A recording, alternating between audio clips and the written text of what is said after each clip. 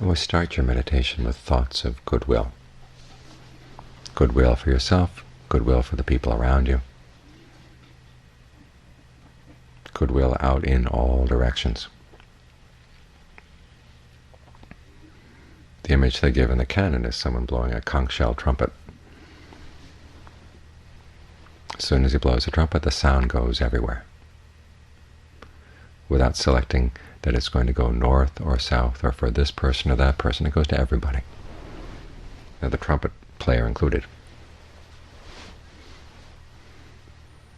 We do this for several reasons. One, because goodwill is a good thought to think. It feels good to think. It has a good impact on the mind. And to the extent that your thoughts are energy, it has a good impact on the people around you as well.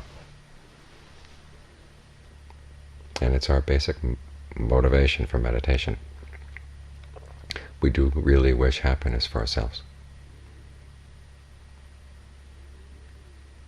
And because other people wish happiness for themselves as well. If our happiness depends on causing them suffering, that happiness is not going to last very long. So you want the kind of happiness that comes from within, because that's a happiness that it's not restricted by things outside. If you look outside, things are changing all the time. You yourself are changing, your body's changing, your mind's changing. That's the word outside here. Even the thoughts of your mind count as outside. You try to pin your happiness on these things, and it's going to be, you're setting yourself up for trouble. Not only because the things change, but because they're limited. There's only so much to go around, in terms of things, in terms of relationships. The Buddha himself once said, even if it rained gold coins, we wouldn't have enough to fulfill our desires. But if you look for happiness in a particular place, starting with your intentions, because your intentions shape the present moment as they shape the future, you realize you have an inexhaustible supply. There are always intentions going on, and you can choose to make them skillful. That source for happiness never runs out, and you find that if you make your intentions really skillful, it opens you up to something even further, the dimension they call the deathless, a happiness that doesn't change, doesn't depend on conditions. So this is why we meditate, and it's important we reflect on this over and over again. It's not just for us, it's also for the impact we have on those around us. And it's because we realize where the true source of happiness lies. We're a lot more patient with things outside, realizing that our happiness can't depend on things outside, so there's no reason that they have to be a certain way in order for us to be satisfied with them. You learn to live with conditions outside that are less than ideal because you realize that's not where your happiness depends. It depends on something inside, which is what you work on as you meditate. You're training your intentions. For instance, you try to develop the intention to stay with the breath. It's an easy intention to have. The difficulty lies in maintaining it. But there are techniques, there are strategies. One is to make the breath comfortable. And secondly is to start exploring the breath, realizing that it's not just the air coming in and out of the nostrils, it's the whole energy flow in the body. And there are many levels to this energy flow. The in and out breath, the energy flow that flows around the nerves and the blood vessels, a very subtle energy level around the body as a whole, kind of encasing the body. And then there's a very still level of energy that you can reach through the meditation as well, a still kind of breath. So there's a lot to explore here.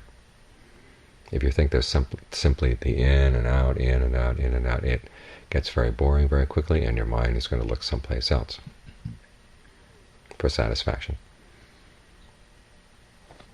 But if you make up your mind you're going to explore things here, there's a lot to explore, there's a lot to learn. And the fact that there is so much to learn can keep you interested and get you absorbed.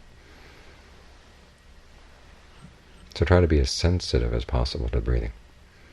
The more sensitive you get to the breathing, you also become more sensitive to your own mind, the movements of the mind, how they affect the energy level in the body, and how the breath can have an impact on the mind. And sometimes it gives you a good foundation for taking a good look at what's going on in your mind. As you stay with the sensation of breathing, helps pull you out of your thought worlds. Because we can build little worlds for our thoughts and get totally out of perspective. Everything gets warped because we lose our perspective. By staying with the breath, you can watch the thoughts come, you can watch them go, and not get sucked in. That way you can see them more clearly. You see this process of how the way you think can either lead to less suffering or to more suffering. The Buddha once said this. He got on the right track in his practice when he simply divided his thoughts into two types. Those that were skillful, those that were unskillful. The skillful ones did not bring about harm or suffering, the unskillful ones did. Simply that ability to step back and look at your thoughts, that's what puts you on the path. And then to see them as part of a cause and effect chain. This is something that we miss so many times. The thought seems to be a whole world in and of itself. The pleasure and pain that come from our thinking, from our ideas, from our emotions, those seem to be ends in and of themselves. But if you learn to look at this all as a causal process, you can see where a particular thought leads to, where the clinging to the thought leads. If you cling to a particular pleasure, you can see where that leads. You can cling to a particular pain, you see where that leads. And you realize that your pursuit of pleasure and pain, happiness, your pursuit of pleasure, you're running away from pain, the way you try to find happiness in life, that has its consequences. You do it skillfully, and you can find a true happiness. And your pursuit of happiness doesn't end up causing pain. If you do it unskillfully, your pursuit of happiness in and of itself is a major cause of pain, major cause of suffering, major cause of harm. So you have to be careful. That motivation we have for meditation, looking for true happiness. It's not an idle or selfish or totally subjective thing. It has a long-term impact both on ourselves and on others. So we owe it to ourselves and to others to really get to know how the mind moves, where it's going when it's looking for thoughts, where it's going when it's looking for entertainment, when it wants to leave the breath, and get involved in the thought process rather than simply watching the process as a pattern of cause and effect happening in the mind. What trouble is it looking for? What trouble does it cause inadvertently? This simple process of getting to know the breath, if you do it sensitively with your powers of observation around you, all around, you find you learn an awful lot, both about the body and about the mind. And you can step out a lot of the unskillful processes in the mind. You don't have to go along with them. You see them simply as a flow through the mind and let them flow on without your getting involved in the flow. If you flow after them, you get yourself in trouble. So you want to stand still. Many times the image for a meditator is someone who's found an island in a flood. You look at the world outside and it's just flooding all the time. And many times we internalize that flood, so we get stirred up inside as well. Come out to a quiet place like this, it takes a while for those floods to die down. But if you give them time, if you're patient enough and persistent enough in trying to maintain this island, you find that the floods do finally recede. And you're on an island, you're secure. The island is being aware of the body in and of itself right now, feelings in and of themselves, mind in and of itself, mental qualities in and of themselves. It's the in and of themselves that's important. All too often we're aware of our body and our feelings, our thoughts as they relate to the world around us. We very rarely look at them as processes in and of themselves. And as a result, they seem to be all part of that flow. But if we get to the in and of itself, we find that we can establish an island here. This is our frame of reference. It's not the body in the world, it's the body in and of itself, right here, right now, as it's directly experienced. Same for the feelings, thoughts, mind states, mental qualities. You're with the breath, you're with the body in and of itself.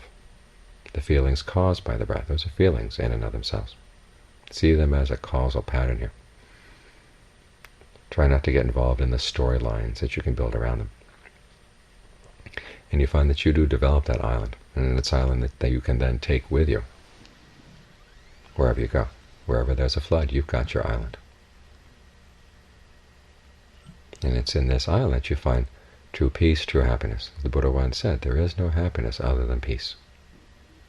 That means not getting stirred up by the floods, either outside floods or not stirring up floods inside yourself. Wherever there is a flood, just let it go through. You stand here, right at the breath. In this way you develop both stillness and insight. It takes a lot of insight not to get swept along by things. Many people think that you practice concentration and then you practice insight, but you've got to do the two of them together. There is no really strong concentration without a good understanding about what's going on in the mind. And there's no good real understanding without being still.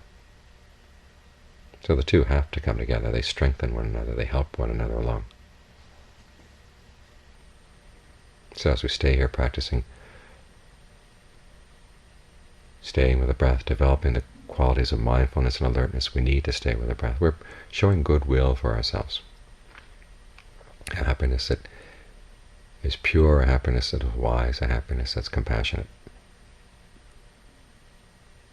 That becomes a happiness in which we can take our refuge, because those qualities, purity, wisdom, compassion, those are the qualities of the Buddha. When they talk about taking refuge in the Buddha, this is what they mean, developing these qualities in the mind. And you can learn to take your pursuit of happiness and you turn them into those qualities. And the breath is a good place to start. It's a good foundation. Not only do you start here, you stay here, build on this spot. And it sinks its pilings deeper and deeper into the present moment until you finally reach the bedrock, what's really of solid worth inside.